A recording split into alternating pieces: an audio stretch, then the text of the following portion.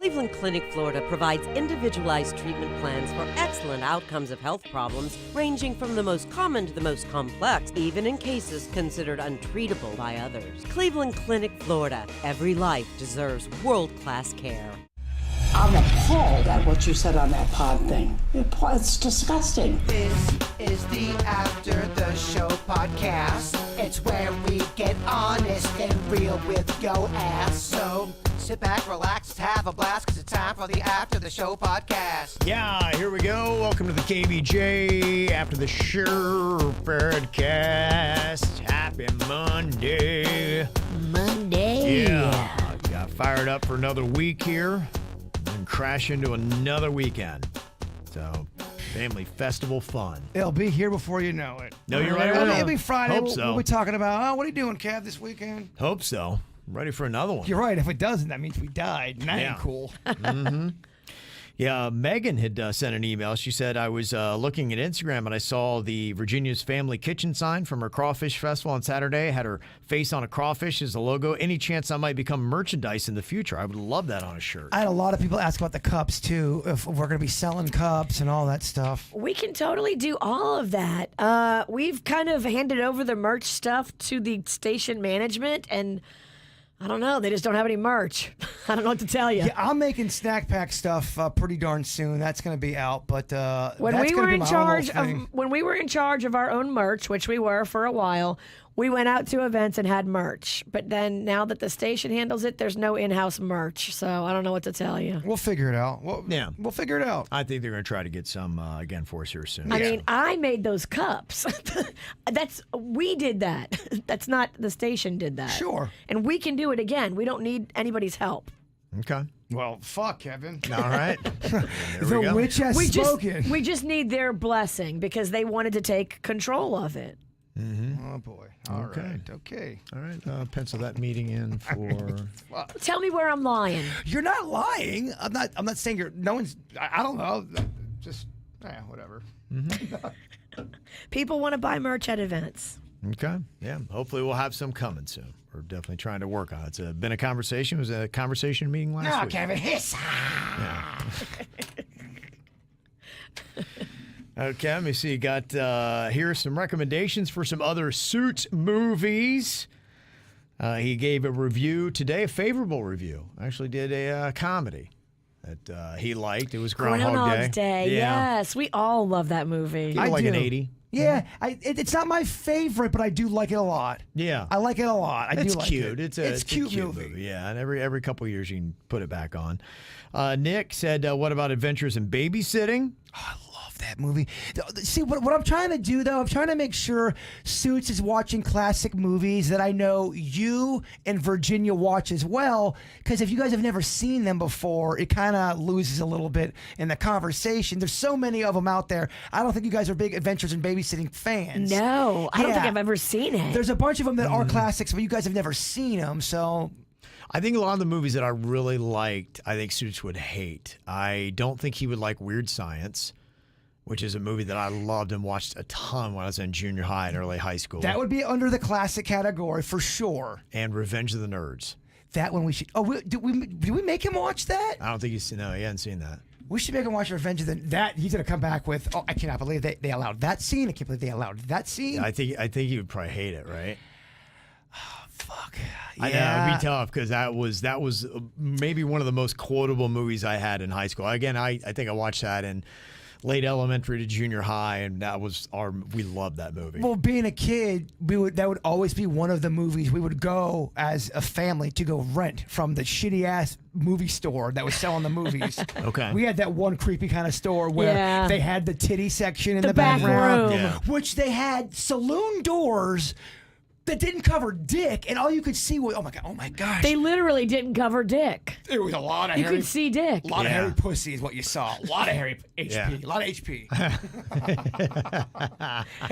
You see a little horned up jaybird Oh trying to my pick his head in there. gosh. It was right by the horror section. So I'm like, oh, sweet. Monsters and titties?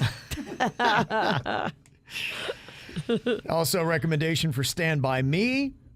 Any Indiana Jones movie, preferably Temple of Doom. Okay, and Empire Records, great soundtrack. I think Stand By Me is one of the best coming-of-age movies ever made. Absolutely, yeah. We would always watch that.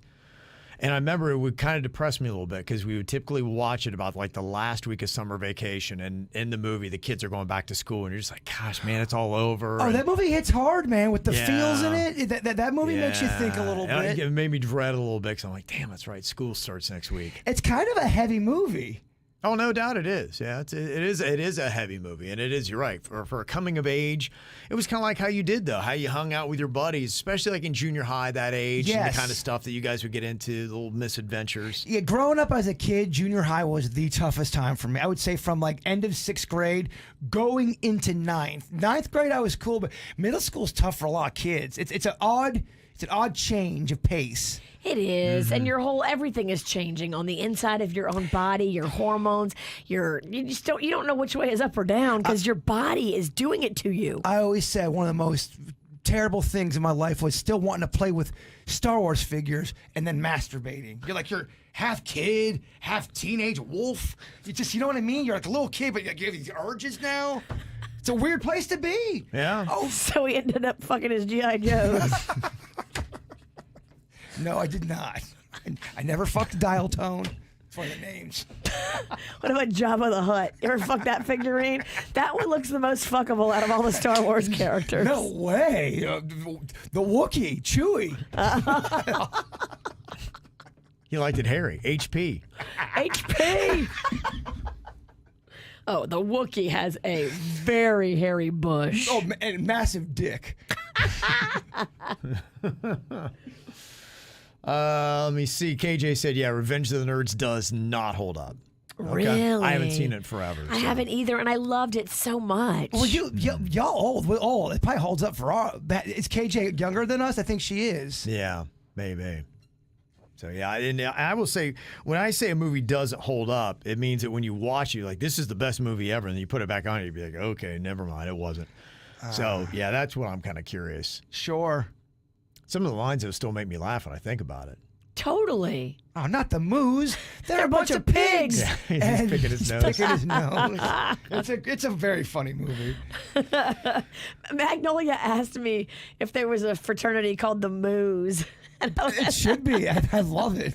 Mm-hmm. Well, they were Lambda, and then the sorority was the Omega Moos. Omega Moos. Yeah. Yeah.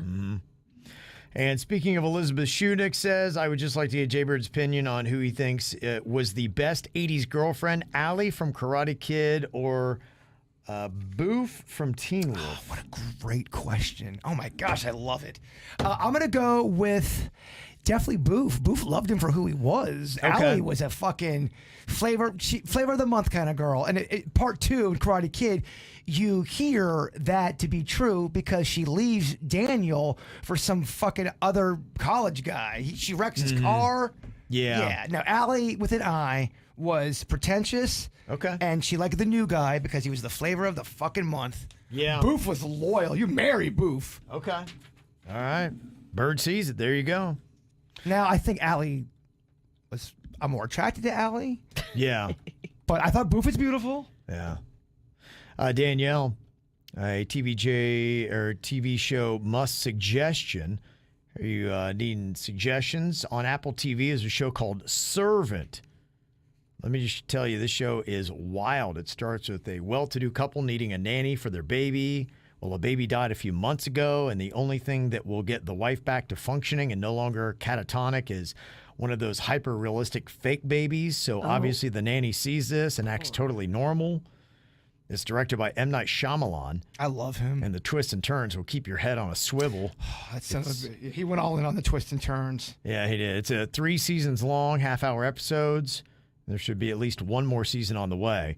The season 3 finale is unreal. Can't believe nobody is talking about this, but please, for the love of God, give it a chance. Or at least Okay. watch the trailer. I'm a big fan of M. Night. I love him. I know he gets hate. He's hit or miss for people. Look, trying to do the twist endings is not. He tries to do it every fucking movie, just about. You start running out of twist ideas. It's not the easiest. It's got to be hard. When a twist becomes the norm, it's almost like, oh, something twisted. Yeah, and then if you do it like a slight twist and it's not twisty enough, oh, this fucking twist sucks. Yeah. Sydney in the chat room said the show just got so weird after season 1. And that's always been the complaint with him, is that he gets so weird with his twist. Mm-hmm. I like him. The one show I'll tell you, I just wrapped it up over the weekend. I was watching on Apple TV. It was Severed. That was the one that is directed by, what's his name, Blue Steel guy? Ben Stiller. Ben Stiller. Yeah, Ben Stiller. He directs a lot of stuff. Okay, yeah. He does writing and directing a lot. Okay, so he did it. Like, it was the concept I was telling you, where they've done something in people's brains where when you go to work, you don't remember your real life. Yes, you forget. And then when you go home, you have no idea. So they're like two different people. That's a clever concept. I think that's very good. And the last episode, I'll tell you, because I was watching it. I'm like, okay, it just kind of felt like a lot of it was dragging, but I just kept watching. The last episode of the first season, they only have one season now. It was good. So okay. I was like, all right. So I'm kind of intrigued. Season 2 might go a lot faster. Yeah, you guys aren't Black Mirror fans. It's too out there for you. I watched one, and I can't remember what it was. I watched one. It was a guy that fucked a pig. That one I loved. That was my. The first one. I go, this is twisted. It was twisted. Gave me anxiety watching that episode. And then I remember the second one, I think, was on it. It was so boring. It was guys that were on a bicycle that were they get up and ride a bicycle all day. Yes, I know what you're talking about. And that was my knock with it, was it was very hit or miss. I would, because some of them were an hour and a half long. And right. I was some watching of them were really it. Good, really, really good. I think I probably gave that thing about an hour and 20. I'm like, this is... I didn't like the bicycle one either, Kev. Yeah, I wasn't feeling it. So anyway, so there's a couple of suggestions.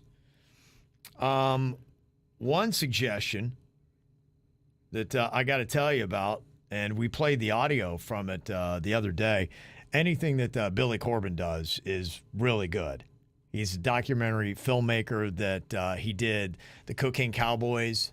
Yeah, we love that. Is he the one that came in here? Yes. Or We had him on the video. On the video. Yeah, video. Yes. That's right, yeah. Had him on the video, and so I always love just, kind of catching up with him, because he's always, anything going on with Miami, he's just on it. And so we played the little documentary he did, kind of looking at the stadium deal that has gone on in Miami. And so I just wanted to always catch up with Billy. And so he said he'd have a little bit of time to jump on with us. I got him here right now. Billy, what's up, buddy? How you doing? Doing good, man. Doing good. Always good to have you on the show. Thanks for coming back on with us. Yeah, you're making us feel fancy and important. Well, thanks for having me. Anytime. I was taking a look at the little piece that you put out last week. It was Don't Bend Over for Beckham. That's a great title. Which I thought that alone was pretty much amazing. But it is kind of interesting. And what is crazy about this, and I'm hoping you can expand a little bit on it, is the deal that they'd done for Marlins Park and just how bad taxpayers got fucked. And the crazy thing about it is you got David Sampson on there, who used to run the Marlins and really was a big part of getting the funding going on for this. And he's the narrator of the entire little promo that Billy has put together for this. And at the end, he's basically like, and you think I fucked you. Just wait to see how bad this deal is. So tell me a little bit, expand on this, Billy. Like, what is going on with this stadium deal they want to do for Inter Miami soccer team that is going to be in Miami? And now I'm kind of hearing now that maybe they're just going to have to give up on it. I don't know if you have any kind of play on this, but they're playing in Fort Lauderdale. I had a game over the weekend I was watching too in that stadium. What are kind of the ins and outs on this, and where does it stand? Does it look like the stadium deal is going to get done in Miami still? Down here in Miami, we call Inter Miami Inter Fort Lauderdale for exactly that reason. They are a Fort Lauderdale team. They play in Fort Lauderdale. They work in Fort Lauderdale. David Sampson, you said, was involved in the negotiation of the Marlins Park deal. He was, in fact, the negotiator. He was the point man. He personally did that deal with Miami-Dade County and the city of Miami. And I was thinking about doing this mini documentary about what was going on here, sort of the next generation of sports welfare deals. That's the thing about my South Florida, is that we have a transient population and a lack of institutional memory. So every 5-10 years or so, these politicians can get away with the same shit they did 5 or 10 years earlier because nobody remembers. Right. Nobody's around who remembers. And in fact, the funny thing, that's why I wanted to talk to you about a little bit, refresh my memory on how South Floridians in Miami, especially, how they got so fucked with what was so shady about the Miami Marlins stadium deal that happened. Well, at the time, it was known as the worst sports welfare deal in history, or as David Sampson calls it, a sports facility public-private partnership, or whatever bullshit he wants to, however he wants to spin it. Right. But it was just a classic tactic. I mean, we've been seeing it in sports movies forever, where the franchise threatens to leave town, right, and they get a bunch of politicians nervous. And no one wants to be the mayor or the commissioner or whoever who lost a professional sports franchise. Which, by the way, they rarely ever move. That's a total bullshit thing. Ever since MLB moved to Florida and they lost their stalking horse, that was always the line. We're moving to Florida. Hey, if you don't give us money or a stadium or an arena, we're moving to Florida. But then they brought, we got Tampa Bay, then we got Miami, right? And then nobody, and they're the lowest. They have the lowest attendance in the league. No one gives a shit. So they lost their stalking horse, and they don't sell any damn tickets. But that was the thing. When I wanted to on this Mel Reese thing, I wanted to shine a light on it. This is a shady backroom deal, and I wanted to drag it out into the sunshine so that there would be more transparency and accountability. So I wanted to get some attention for it. I wanted to have a compelling narrator, and I thought, hey, when Clarice Starling was going after Buffalo Bill, she went to Hannibal Lecter for help. So that's what I'm going to do. I'm going to go to David Sampson, the OG sports welfare queen in Miami, who finagled during a great recession. Right. Went to one of the poorest cities in the country, Miami, and one of the brokest counties in the country at the time, Miami-Dade, and he finagled, a publicly financed ballpark on the grave of the Orange Bowl, and which will cost us over the life of the bonds, and with interest, about almost $2 billion with a B. $2 billion is what that's going to run Miami. Yeah, but the Mel Reese is a different kind of bad. Comparing these deals, to be fair, is like comparing apples and orange bowls. Mm-hmm. And it's a different kind of shitty.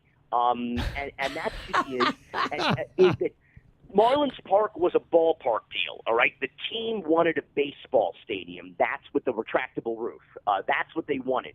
Here, what Beckham and Moss want is a real estate deal. It's very different, and it's the biggest real estate deal in the history of Miami.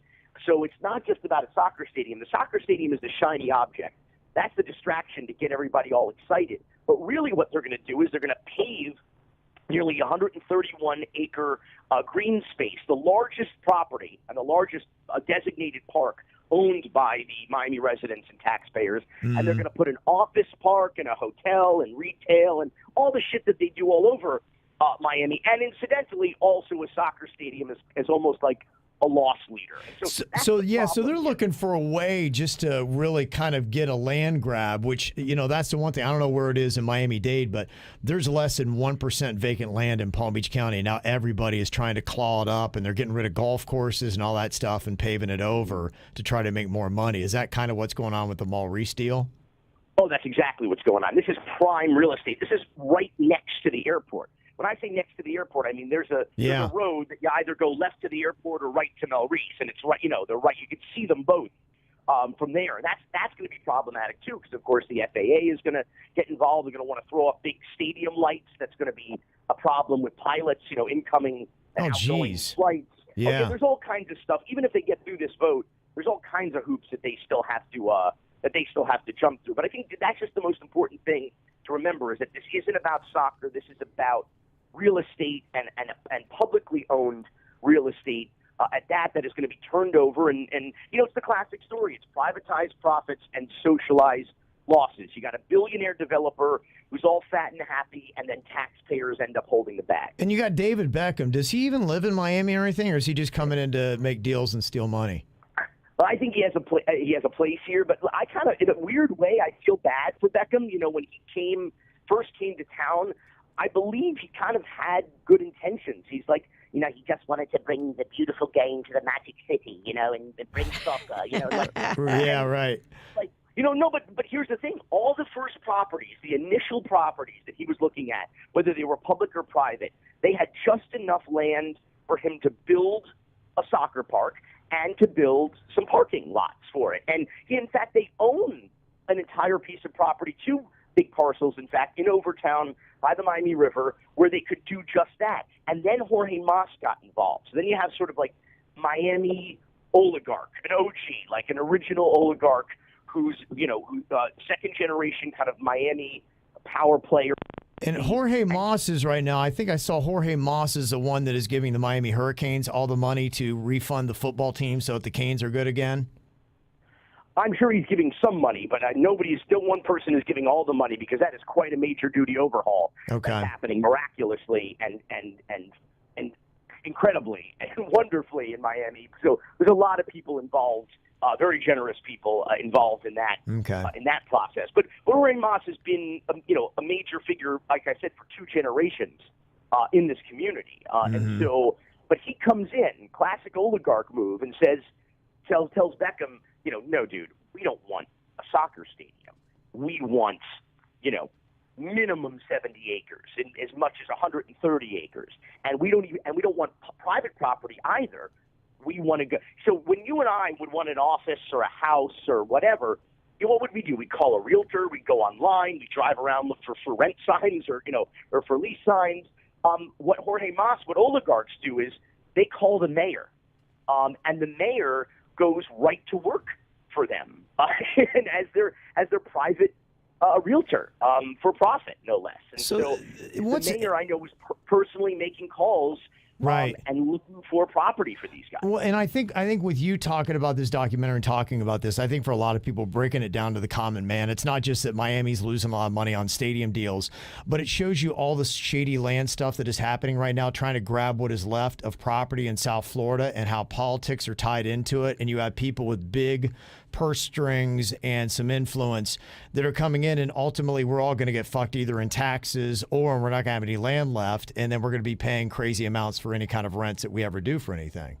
It's happening right now. I mean, we have South Florida. South Florida has 21st century problems, and I mean, we have all the 21st century problems, and we have 20th century leaders. They have warped priorities and perverse incentives. Instead of affordable housing, sea level rise mitigation, public transit, our infrastructure is like literally deteriorating and collapsing before our eyes. We're going to live in a time in which we're living in a time when all of these problems are like existential. They're like immediate. And the best thing that our leaders can come up with, with their warped priorities and perverse incentives, they still measure progress by the number of construction cranes that they can count on the horizon, or the amount of public money they can subsidize, billionaire and millionaire developers and sports team owners. And if you thought we were screwed before, I mean, we're 5 times more screwed now, and it's a problem. I mean, we're living in a time when in Miami-Dade County we will see no more Cubans in Little Havana, no Haitians in Little Haiti. No Bahamians or people of color in the little Bahamas of the West Coconut Grove. No Dominicans in little Santa Domingo of Allapattah. I mean, these things are, and they're not just gentrifying people, of the working class and people of color, minorities or immigrants. They're gentrifying Miamians, real Miamians, the people who brought the color and the culture and the community to this town, and it will be forever changed and not for the better. I think you have a huge look at the bright side, Kevin. It'll all soon be an artificial reef. Honestly, and that's it. And that's the one thing I think, honestly, Billy, that you are touching on for a lot of people is that there is kind of a hostile takeover that's happening. I'm talking to people even in West Palm Beach about what's going on, and it is big money that is coming in and gobbling these things out. And there is a move, and they don't give a fuck. They're going to push all of us out of here, and they want to take over. And so, Billy, the good news is you got a big old documentary coming up. I hope when you're done with this, it's going to be a lot longer than the 2.5 minutes that I saw on this, because I think you've got a lot of stuff to talk about here. Yeah, and David Sampson's an interesting character, because this is a guy who, and he does this on his podcast, Nothing Personal with David Sampson, every day. Basically, he's a guy who became a president of a major league baseball team, got a stadium, which is, publicly subsidized stadium deal or publicly financed stadium deal, which is the crown jewel of any professional sports franchise. That's always the goal. And now he's in this very unique position where he's on the outside of that world, likely never to return again. So he can talk about these things. He can open up that secret playbook and tell you how they always get one over, on us. And so, that's why he's just a really unique figure to kind of give us the eyes into this secret cabal. When you do something like this, Billy, do you worry about like your safety? Because you're calling out a lot of people in your own hometown. Do you ever worry about catching like a stainless steel soccer ball to the temple? These football fans are very passionate, I can tell you. They don't call it a soccer riot for nothing. Right? Yeah. But listen, I think we're at a time and place where you have to stand up for what's right. And I'm blessed enough to have my little Billy pulpit, my slightly elevated platform, and to have good friends who are passionate, who will help amplify that message, as you see from the popularity of the virality of the video this past week. It wasn't just me sending it out; it was a lot of other people sharing it. It's just you have to. There's going to come a time when you have to look your kids in the eyes and they ask you, Daddy, what did you do during the war? And you want to say I was on the right side of history, and I did my best. I stood up for what I thought was right. I may have been right or wrong, but I did what I thought was the right thing. And the reality is that people should not be afraid of their government and oligarchs. They should be afraid. They should be afraid of us because the power is with the people, and we don't exercise. Yeah, I just don't think that a lot of people really know, and that's why I wanted to just kind of check in with you real quick, because everything that I'm hearing on the other side of it, it's more than just a stadium deal and whether or not there's soccer going on. It's that there is a silent invasion that people don't realize, that rich people are coming in and they're buying up everything, and many of us won't be able to afford to live here in the future. So, Billy, thanks for coming on again. Always good talking to you, buddy. And more frightening, the Florida of today is the America of tomorrow. So the rest of the country ignores us at their peril because we are the bellwether. We are the canary in the coal mine. Yep. Wow. Absolutely, buddy. All Very insightful. Thank you. Yeah. Check out Cocaine Cowboys. Just do a Google search on Billy Corbett. Everything he does is just gold, and it's absolutely amazing. So I can't wait to see you do more on this, Billy. Thanks for coming on, buddy. Thanks, guys. Anytime. Okay. Yeah, it's a crazy conversation. I was talking to somebody who does high-end real estate over the weekend. He's like, dude, you have no idea. And he's like, areas that you wouldn't think that they would touch. He's like, oh, no, they bought it all up already. Damn. They're just sitting on it, waiting to turn it. Damn. So, crazy. Other stuff on things to watch other than Billy Corbin. Somebody said, if you haven't seen or heard of Shudder, it is a streaming app that is strictly horror-related. So many classics. I haven't even started to even scratch the surface yet. Angie sent that in especially for Bird, because he knows that Bird loves the horror classics. Shudder? What is it, an app? It is an app that apparently it houses all of them, and you can see them there. Very cool. There's so much free content, too, on YouTube. Before you pay for anything, look on YouTube first. Yeah. I'm not saying everything's on there. Before you take on any project, cook any food, fix any appliance, do anything, look on YouTube, because there's probably a video of some dude doing it. Mm-hmm. Yeah. Also, something else you might care about, Bird. Paige sent this in. I don't know if you saw these latest Facebook photos of Bigfoot. This was Shell Rock Wildlife Management Area in Shell Rock, Iowa. I don't know if this has already come in that they've debunked this, but it was a guy who said he thought he was watching a bear, and then after further inspection is like, oh, no, that's not a bear. That's a squatch. That is such a person in a squatch outfit. Squatch. That's a squatch. That's a in an outfit. squatch. Many photos there. That's a squatch. I love it, though. Yeah. It's always photo. It's never up close video. No, I know. It always looks exactly the same. So it never proves anything. Well, you have better UFO footage than you do Squatch footage. That is definitely for sure. Yeah. You did talk earlier about the Sasquatch Festival happening in my hometown in August, like August 5th. It's going to be going down. We got to get you plugged back in there because you had better ideas than what you were listing off today. The Squatch and Seek, I'm not sure that's going to really take off. Well, I sent you both the link so you could look at the dates. You could talk to the Queen to see if you want to go, Kev. But I think we're trying to wrap it up early now so the nation, if they do want to come up and meet or fly with us. It's all on your own dime. It's not an official KVJ event. It's the unofficial KVJ event. And I'll try to see what kind of availability they have, and maybe I can look and check and see, do they have any rooms left in town? Because they do have... it's like a Holiday Inn Express. There's a Holiday Inn like Express, that. yes. That's exactly what it is. It's just around the outskirts of town. I'll stay there. Yes. I won't stay at whatever that... The in-town are shut down. But in town. That'd be cool. Go get some pizza with KVJ Nation up in your hometown. Oh, no. Pizza Crossing, that yeah. would be a lot of fun. Yeah, I'm hoping to be able to swing that. So I'm trying to get all my plans laid in for that time. But if there's a vacation you want to do, and it's gonna be weird. I mean, it's really us going on vacation. Yep. We're reporting. I had 2 other things I had to book first. One is I guess I got to go to the radio convention thing, and that's 2 weeks later. So are there any days you're taking off during the week for those? Yeah, I'll be off Thursday, Friday on that probably, but I'm not sure. Like I said, I'm trying to nail that down because I got all kinds of issues with school, and so I'm just trying to get everything lined up for that. So I got that, and then I got a Buckeye game that's hanging over my head that I got to try to figure out if I'm doing that or not.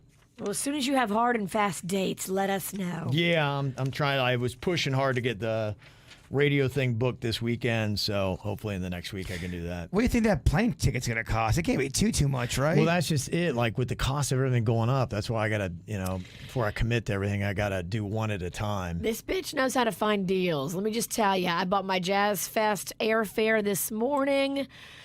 2 people, round trip, straight flight, Fort Lauderdale to New Orleans, $300. Okay, then that's why Two people. I'm getting you involved in this. If you're only going to go $150 per person. Yeah. That is the kind of deals I look for. Okay, that's great. If you're really going to go, then let's do the research, and you'll find the deal. I don't buy a ticket without doing the research. Yeah, that's why I'm asking you. I would. Yeah.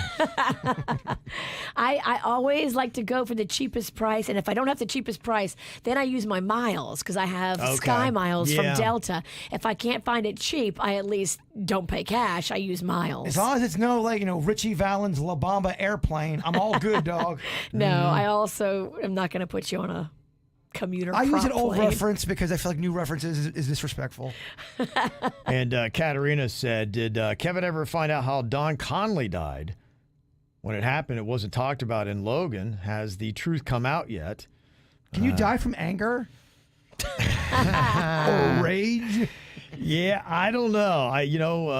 I got to try to figure that out. Maybe if I can get back for the Squatch Festival, I can start digging deeper to find out, because nobody wanted to talk about it. It was kind of mysterious about the death of Don Conley. People tend to like to talk after a little time has passed. Yeah. And that is, time is your friend when it comes to talking about a guy who is as colorful as Don Connolly. I think he had some back issues. I think his old fighting days kind of started to catch up with him a little bit. You can only kick so much ass, Kevin. Look, dog, when you're the champ, you're going to have some marks on your body.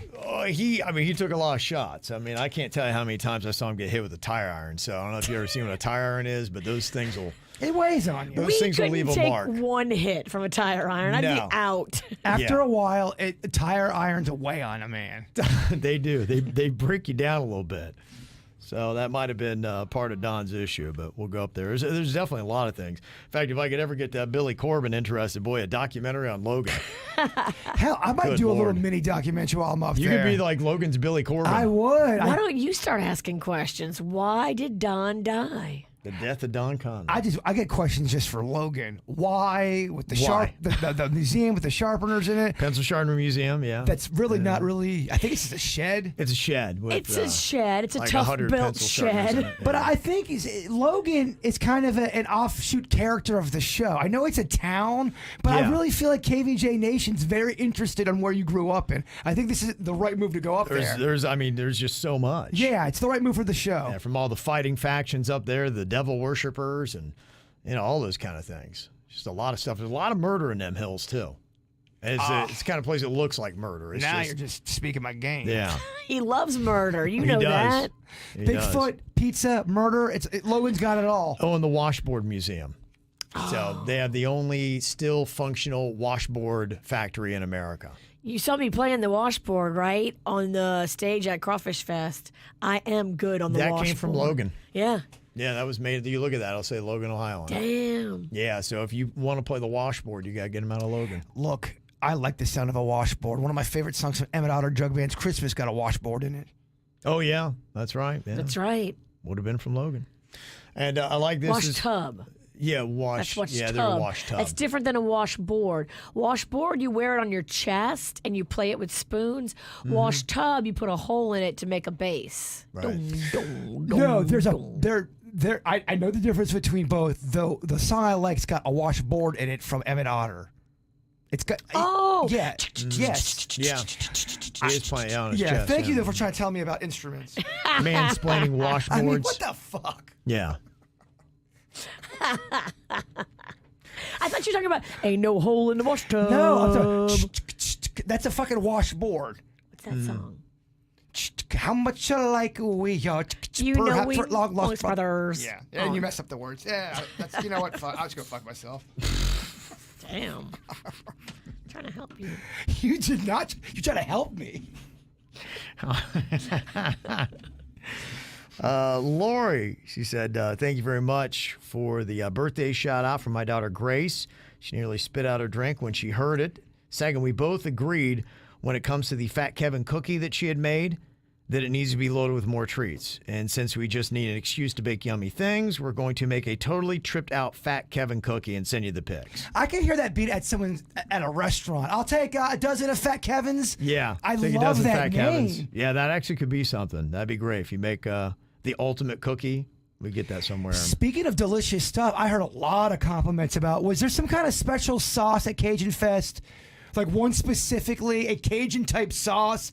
I heard a lot of talk about this one sauce at Cajun Fest. Did it come out of my booth? I don't know. Kevin ate it. The crawfish etouffee was the star. That was unbelievable. That was That was my holy brother-in-law. crap, Ricky was My just, brother-in-law my made goodness. that. Yeah, it was really good. He Yeah. knows what he's doing. That's all I'm thinking about now is that. He is a oil engineer. Like he went to LSU. He's got an Yeah. engineering degree. He's in Right. the oil business, but he is a part-time cook and foodie.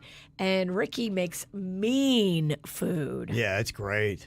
Yeah, his etouffee was definitely the star of my booth. My gumbo was not as good. Yeah, well, the gumbo was great. I don't want was- to take anything away from it, it but was good. To me, the etouffee was just the newest thing that I had. That was a shiny new toy. I was like, oh my gosh! But the gumbo was great as well.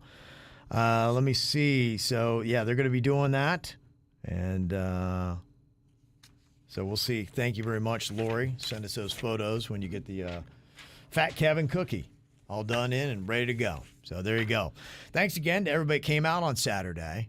The Crawfish Festival was a really good time. Great crowd. turnout. Love The to see vibe. everybody. The people were so into it, and it was so fun Yeah. to be back in front of a crowd on a stage. We haven't done that in 2 years. Yeah. Like, it was just a beautiful, beautiful vibe. It was good. And the snack pack and the VMK, I just thought, like, have not missed a beat. No, it was great. Yeah, it was good. I had a really kind of workout for that show. I had to. I would have died on That's stage. full energy, man. Yeah, you guys are going at it. You guys are out there a really long time. So I was sitting there watching the Queens. Like, my gosh, they've been on for like 45 minutes now. So, I told you about that Outcast workout. That really did help me. If Did someone it? wants to get in shape quickly, I mean, I'm not in good shape, but I was in good enough shape to not fucking die and collapse on stage. Run and sing a whole song, and if you mess up, start over again, and don't stop until you get the whole song done and nail the words, and then your workout's done. Yeah. It gets you in shape pretty darn quick. It worked. Okay. Yeah, so that's great. And then I fortunately, we had to get out of there. The Queen's got all of her schoolwork due tomorrow for she's getting her degree and all that stuff. Oh, so gotcha. Yeah, so the deadline's tomorrow. So she had some assignments. So I want to see Rocco, too, with the School of Rock out there. And he was crushed the it. lead on it. Yeah. Yeah. He was singing. Yeah. That's great. What songs did he sing? What's his favorite? Does he have a favorite song? So he sang Imagine Dragons, and he sang Creedence Clearwater Revival. Oh, he did. That's cool. Have you ever seen The Rain? Okay. That's great stuff. So, again, thanks to everybody that came out. Appreciate that. If you missed it, you can go and see a lot of the videos and photos and all that stuff. We got it up on our social media like KVJ Show, Facebook, and Instagram, and all that kind of good stuff. And if you were at the Crawfish Fest, I'm sure you got to sample for free. Atoll Vodka was out there giving out free samples of their vodka to everybody so you could try it. My sister had never tried it straight. Okay. And so she's like, oh my gosh. Great, you don't even right? have to you can put this over ice. It's Sister. I didn't even know Sister was there until I ran into her.